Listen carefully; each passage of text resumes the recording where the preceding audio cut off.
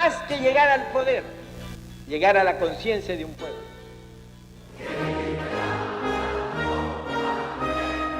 Poner una semilla de conciencia nueva, y la hemos puesto. Seguramente en más de una ocasión has escuchado acerca del APRA, pero ¿realmente conocemos cuál es la historia que hay detrás de este partido político tan influyente a lo largo de la historia de nuestro país? Un partido político que movió grandes masas de personas. De hecho, el APRA no nace en el Perú, nace en México en el año 1924, con un exiliado político llamado Víctor Raúl Haya de la Torre. De hecho, en el libro Antiimperialismo y el APRA, publicado en el 1928 y 2 años posteriores, es que recién nace el APRA en nuestro país como un partido político.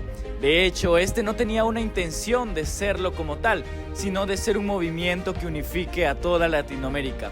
De hecho, este sería un pretexto perfecto para los opositores sacarlos de una carrera electoral. Además de ello, tenía ciertos ideales como una justicia social que abarcara a estos grandes sectores, como lo es el campesinato, los empresarios pequeños, los intelectuales, y que en base a ellos surja una nueva democracia.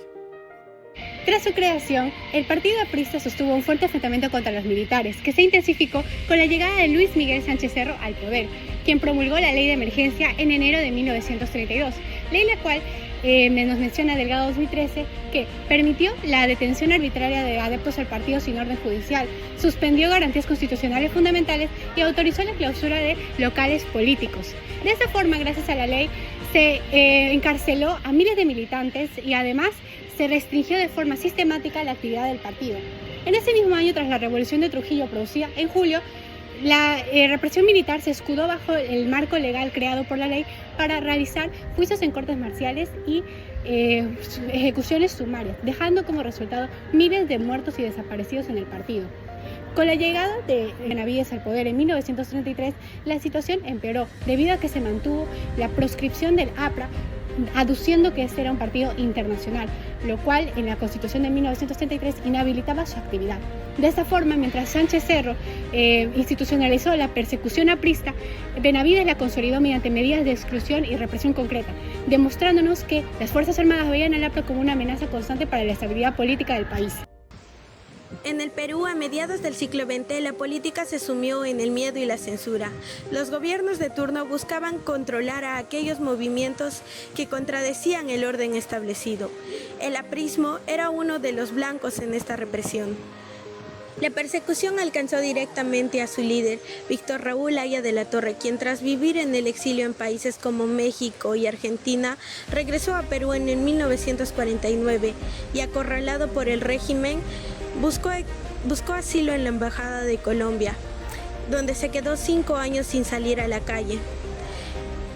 Durante ese tiempo, el gobierno exigió su entrega y la diplomacia debatía su caso. Ese encierro lo convirtió en un símbolo de resistencia, seguido de la atención pública dentro y fuera del país. Sin embargo, la represión no destruyó el aprismo. El partido se mantuvo activo en secreto, organizando sindicatos, universidades y barrios, hasta convertirse en un emblema de lucha dentro de la política del Perú. Durante la época de masas, en 1928 se fundó el Partido Socialista del Perú, quien, tras la muerte de su líder y fundador José Carlos Mariátegui, se volvió Partido Comunista del Perú. Este se caracterizó por tener ideologías marxistas-leninistas y por tratar de organizar a campesinos, estudiantes y obreros en movimientos y sindicatos. Sin embargo, su expansión se vio limitada por la hegemonía que logró alcanzar el APRA, liderado por Víctor Raúl Haya de la Torre, quien con su discurso reformista, antiimperialista y nacionalista logró causar mayor sensación en sectores medios y populares de la población peruana, convirtiéndose así en el principal partido de masas de la época. La rivalidad entre ambas fuerzas fue principalmente ideológica y práctica. Mientras que el PSP acusaba al APRA de reformista y pequeño burgués, estos los acusaban de dogmáticos y estar subordinados a la URSS. Las peleas también se daban por buscar el control dentro de movimientos obreros, sindicales y estudiantiles. Aunque el PSP fue clave dentro de la consolidación del sindicalismo obrero y la difusión de ideas marxistas, fue finalmente el APRA quien logró consolidarse como grupo político de masas. Esto trajo abajo al comunismo y posteriormente, de manera indirecta, fragmentó la izquierda peruana.